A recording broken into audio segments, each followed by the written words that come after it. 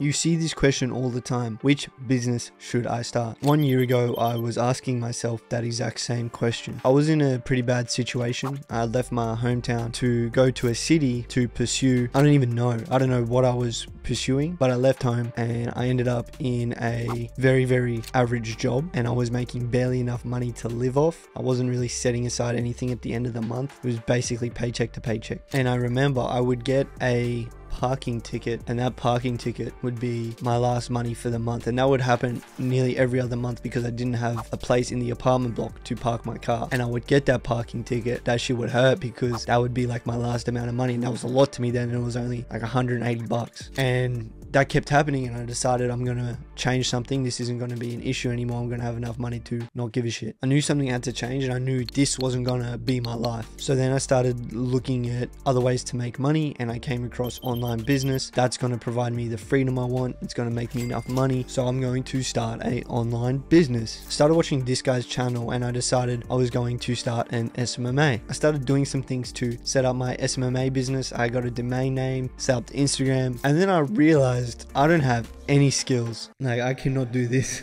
I didn't know anything about ads, sales, marketing, fulfillment. I knew nothing. So then I started questioning what actually is a business. Should I really start a business? I broke business down to what it fundamentally is, and I realized a business is using skill sets to provide value to a certain market. This made me realize I can't actually start a business because I don't have skill sets. So then I looked into what skill sets you actually need. I started learning about different high income skills, sales, copywriting, marketing, and so on. High income skills are tools and expertise that are highly valued in the market, which make it easy to get jobs, make a lot of money, and also transfer between jobs. So then I looked at my initial business model, SMMA, and I asked, what skills do I actually need to be successful in this business model? Well, one, it's a marketing agency, so you need to know how to market, you need to know how to run ads, and you need to know how to acquire clients and then also sell those clients on your offer. So ads and sales are just two examples, but it doesn't really matter what business model you are in. In any business model, you are going to need these fundamental skills to succeed. So then I went from online business to I need a skill. So then I asked, what is the first skill that I should actually learn to be successful in business? I started asking people I knew in the space. I started looking at what millionaires did, and I realized most successful business people start with sales. A large majority of the world's billionaires started in sales. A lot of people that I personally look up to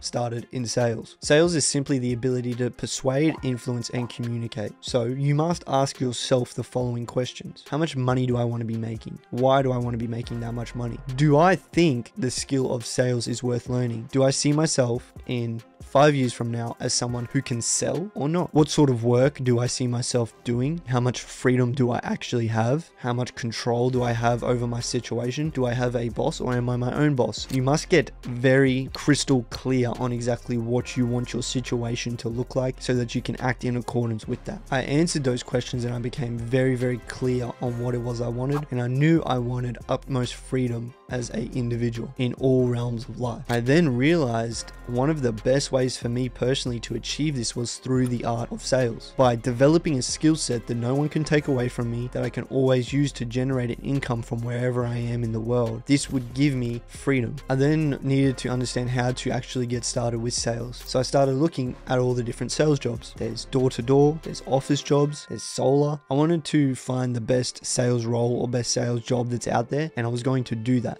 I found high ticket sales. So what is high ticket sales? It's super simple. It is selling products or services that cost a lot of money. There's the buyer, there's the business, and then there is you in the middle who actually makes the deal happen. You are just speaking to people, seeing if they are a good fit, and if they are, prescribing the solution. The reason I decided this was the best job is because you can do it completely remote, and it is strictly performance based. So you get paid exactly what you deserve. The industry standard is 10% commission. This means it is completely up to you how much you make, but let me show you how easy it is to even just make $100,000 a year. If you're selling a package at $20,000 at 10% commission, you will make $2,000 in a 1 hour sales call. 100,000 by 2,000 is 50. So you only need to sell 50 packages a year to make $100,000. There is 52 weeks in a year, meaning all you have to do is sell one offer a week to make $100,000 a year. So now, if you are still watching this and you feel like this is something that you actually want to pursue, you want to be a high ticket salesperson or a remote closer, this is how you do it. I would suggest starting as a SDR or a setter. This is where I started, and this puts you in the best position to eventually transfer into a closing role. Do this for a while to gain a better understanding of the industry, the offer, and the avatar, because this is going to get your foot in the door and be a stepping stone towards full-time closing. My last video is a practical guide on how to execute this with precision, so go check that out. Pretty much once you transition, all it's about is volume, finding the best closer in that company, building a connection and a relationship with them, taking things from the best people in that business, curating your own sort of framework and your own process based off that, and then eventually becoming the best closer in that company yourself. The last thing I would suggest is to join a group of individuals who are doing the same thing in the same space so that you can network, compete, train, and spar with these people. I do have a private group as well, so if you want to join that, just DM me on Instagram. Thank you guys for staying around to the end, and I will see you with the next one.